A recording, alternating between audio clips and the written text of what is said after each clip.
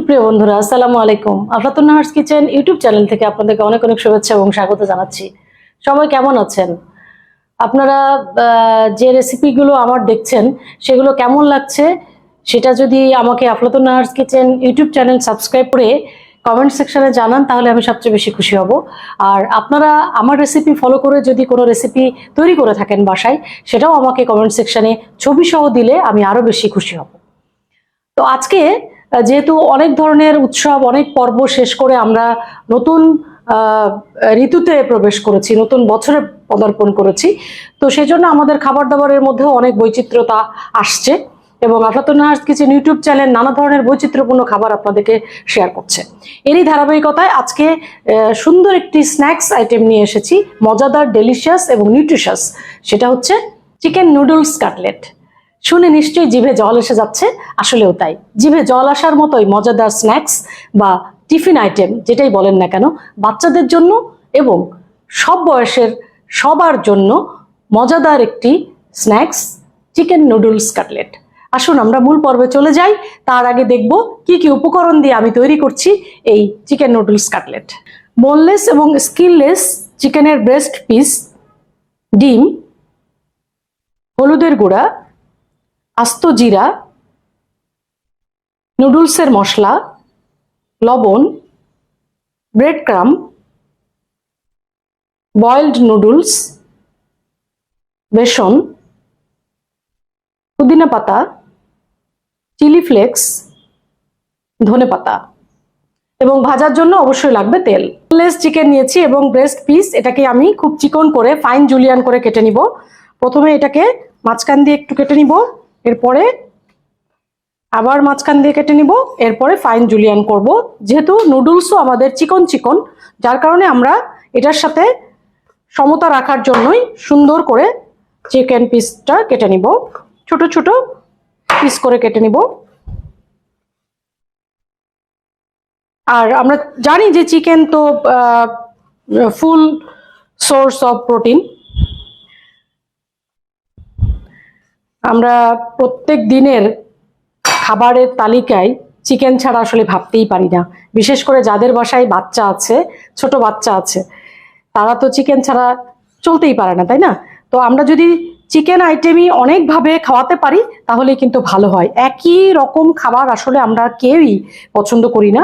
সুতরাং আমরা চেষ্টা করব যে খাবারের মধ্যে নানা ধরনের ইনোভেশন আনতে। ইনোভেটিভ ওয়েতে যদি আপনি খাবারটা রান্না করেন তাহলে কিন্তু সেটা যেমন সুস্বাদু হবে, সেরকম পুষ্টিকর হবে এবং বাসার সবাই পছন্দ করবে। আপনি যখন গেস্টকেও এই স্ন্যাক্সটি খাওয়াবেন তখন কিন্তু আপনার প্রশংসা না করে পারবেই না, কারণ এটা এত মজাদার। আপনারা যদি আমার চ্যানেলটি সাবস্ক্রাইব করে এই ভিডিওটি শুরু থেকে শেষ পর্যন্ত দেখেন তাহলেই বুঝতে পারবেন যে এর টেস্ট কতটা বেশি হতে পারে। আর যখন আপনারা বাসায় ট্রাই করবেন তখন তো বুঝতেই পেরে যাবেন, রিয়েল যে আপনি ফ্যাক্ট বা রিয়েলাইজেশন করতে পারবেন যে আসলে কত মজাদার এই স্ন্যাক্সটি। চিকেন কিন্তু পিস করা শেষ, জুলিয়ান কাট করে নিয়েছি।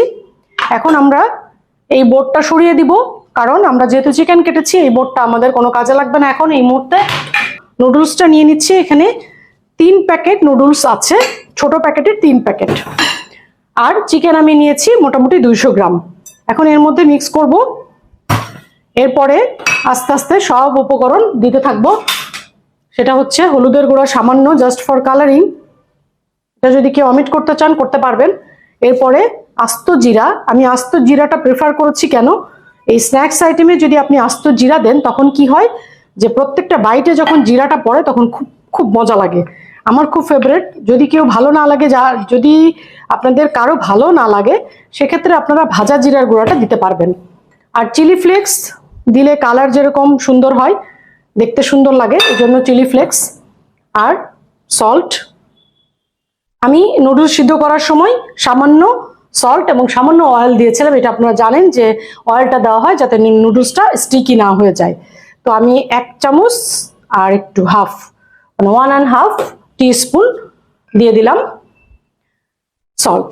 এরপরে সামান্য ধনে পাতা দিব। কেচি হাতের কাছে আছে, আমি কেচি দিয়ে ছোট ছোট করে কেটে নিতে পারি। আমরা কাজকে আসলে সহজ করব, যে হাতের কাছে বোর্ড নাই, ছুরি নাই, তাহলে কি করব, কেচিটা সামনে রাখবো, তাহলেই হয়ে যাবে। কিচেনে একটা কেচি আমরা রাখতেই পারি। এরপরে পুদিনা পাতা। পুদিনা পাতা আমি সবসময় যেটা করি, যে পুদিনা পাতাটাকে ডাটাগুলো দিই না, পাতাগুলো ছিঁড়ে ছিঁড়ে দিই। তাতে কি হয়, যে টেস্টটা, ফ্লেভারটা বেশি থাকে। আর কেটে দিলে তখন ফ্লেভারটা একটু কম হয়ে যায়। তো আমরা এভাবে ছিঁড়ে ছিঁড়ে দিব। এরপরে এটাকে মিক্স করব। আর এখানে রেশিওটা হচ্ছে ধনেপাতা যতটুকু দিব তার অর্ধেক দিব হচ্ছে পুদিনা পাতা, কারণ পুদিনা পাতা অনেক ফ্লেভারফুল একটা হার্বস। ভালোভাবে সব উপকরণ মাখিয়ে নিতে হবে। এরপরে কাটলেটের শেপে, বা আপনাদের যেভাবে ভালো লাগে, যে শেপে আপনারা পছন্দ করবেন সেই শেপে করে নেবেন। আমি এখানে আজকে গোল শেপই করব। মাখানো শেষ, এখন আমি কাটলেটের শেপে করে নিব। আমি গোল শেপ করব, আপনারা যার যেভাবে ইচ্ছা সেভাবে শেপ করে নেবেন। এবং শেপ করার সময় অবশ্যই আমরা হাতে একটু তেল মাখিয়ে নিব। তার আগে যে কাজটা করব, আমরা ডিমটা ফেটে নিব এবং ব্রেড ক্রাম্বটাও একটু ফ্ল্যাট প্লেটে নিয়ে নিব। বেসন দিব 2 টেবিল স্পুন। এরপরে খুব ভালোভাবে মিক্স করে নিব। মানে বড় একটা ফ্ল্যাট প্লেটে আমি ব্রেড ক্রাম্বটা নিয়ে নিলাম, যাতে একদম ছড়ানো থাকে। আর এটা কিন্তু প্যাকেট করা যে bread crumb, orange bread crumb, সেটা। এটা যদি আপনারা না নিতে চান, তাহলে বাসায় ব্রেড দিয়ে আপনারা ব্রেড ক্রাম্ব বানিয়ে নেবেন। খুবই সহজ পদ্ধতিতে ব্রেড ক্রাম্ব বানিয়ে নেওয়া যায়। সেটা হোয়াইট কালার হবে, তাতে কোনো অসুবিধা নয়। আর এখানে আমি 2টো ডিম নিয়েছি। এরপরে কাটলেটগুলো বানিয়ে ডিমে ডিপ করে, তারপরে এটার মধ্যে কোট করে তারপরে ভাজবো। এখানে ছোট বলে তেল নিয়ে নিয়েছি, কারণ হাত অবশ্যই একটু গ্রিস করে নিতে হবে, তাহলে কাটলেটগুলো বানানো সহজ হবে। এবং আমরা চেষ্টা করব যে সবগুলো কাটলেট যেন একই শেপে হয়, একই সাইজের হয়, এবং ওজনটাও যেন সমান থাকে। আমরা যদি কেউ ফাস্ট ফুড নিয়ে কাজ করি, এরকম স্ন্যাক্স আইটেম নিয়ে কাজ করি, তখন আমাদের চিন্তা করতে হবে, যখন আমরা ক্লায়েন্টকে দিব তখন অবশ্যই মাপটা যেন সঠিক হয় এবং সবগুলো যেন সমান মাপের হয়। এটা একটা টিপস আপনাদের জন্য। এখন ডিমে ডিপ করব।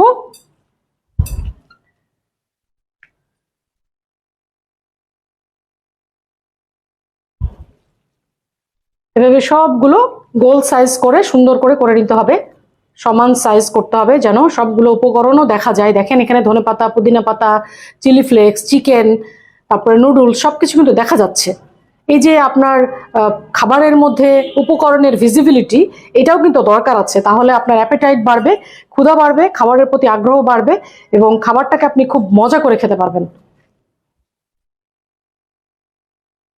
আর আমি সবসময় হাতে গ্লাভস পরে কাজ করি। এখানে আজকে আর নতুন করে বলি নাই, কারণ আপনারা আমার পূর্বের যতগুলোই রেসিপি দেখেছেন সবগুলোতে দেখেছেন যে আমি সবসময় হাতে গ্লাভস পরে কাজ করি, কারণ আমার কাছে মনে হয় যে সেফটি মেনটেন করাটা জরুরি, হাইজিন মেনটেন করাটা জরুরি। তাহলে আমরা ফুড সেফটি এনশিওর করতে পারবো, আমরা স্বাস্থ্যসম্মত খাবার খেতে পারবো এবং খাওয়াতে পারবো।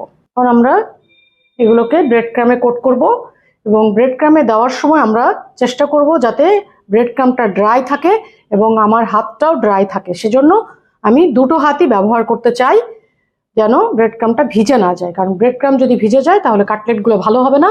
এরকম 2 হাত ব্যবহার করে উপরে এইভাবে দিয়ে, তারপরে দেখেন এখনই কিন্তু আমি শিওর আপনাদের জিভে জল, এবং আপনারা এই রেসিপি দেখার সাথে সাথেই ইনস্ট্যান্ট বানিয়ে ফেলবেন, আমি শিওর। এরকম এখন এই যে এরকম প্লেটে সবগুলো বানিয়ে রাখতে হবে। রাখার পরে যদি আমরা চিলারে, মানে নর্মাল রেফ্রিজারেটরে যদি আধা ঘন্টা বা 1 ঘন্টা রেখে দিই, তারপরে যদি আমরা ফ্রাই করি, তাহলে কিন্তু পারফেক্ট ফ্রাই হবে, তাহলে কোটিংটা সেট হবে। আমরা সবগুলো কাটলেট রেডি করে নিয়েছি, দেখেন কি লোভনীয়। এখন কিন্তু আমরা চুলায় চলে যাব এবং এটাকে ফ্রাই করব।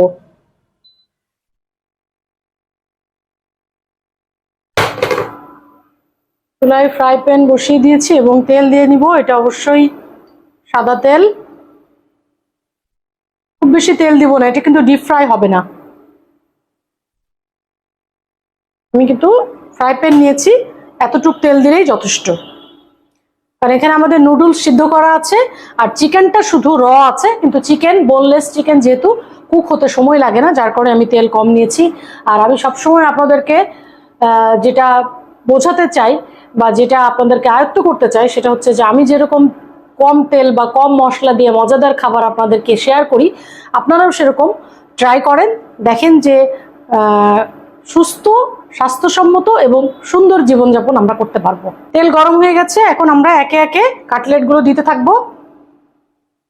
আর আমরা প্রথমে মিডিয়াম ফ্লেমে রাখবো এবং পুরোটাই লো থেকে মিডিয়াম ফ্লেমেই রাখবো। কখনোই আমরা কাটলেট বা কাবাব কখনোই আমরা হাই ফ্লেমে ভাজবো না, তাহলে ভিতরে কাঁচা থাকবে, উপরে পুড়ে যাবে, শেপও নষ্ট হয়ে যাবে, কালারটাও নষ্ট হয়ে যাবে, টেস্টও নষ্ট হয়ে যাবে। তো আমরা সবসময় চেষ্টা করব যে লো থেকে মিডিয়াম ফ্লেমে রাখার জন্য। আর গোল্ডেন ব্রাউন করে ভেজে নিব। অলরেডি এটা অরেঞ্জ কালার, এই অরেঞ্জ কালারটা কিন্তু একদম লাইট অরেঞ্জ, একটু ডার্ক অরেঞ্জ আসলেই আমরা এটা নামিয়ে নিব। শুধু ভিতরে চিকেনটা কুক হওয়া পর্যন্ত আমরা অপেক্ষা করব।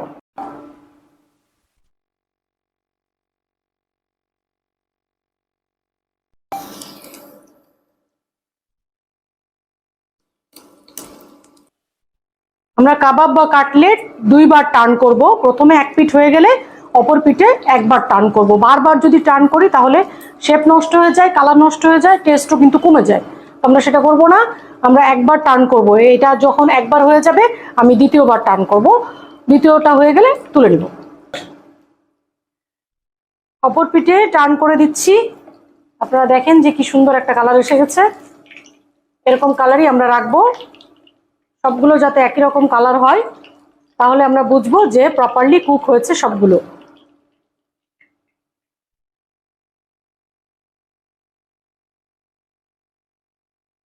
এক টার্ন অলমোস্ট ডান, আমি এখন তুলে নিব এবং অবশ্যই আমরা পেপার টাওয়েলের উপরে তুলবো, যেহেতু আমরা অয়েল দিয়ে এটা ভেজেছি, তো এক্সেস অয়েল যাতে চলে যায় সেজন্য আমরা পেপার টাওয়েল ইউজ করব।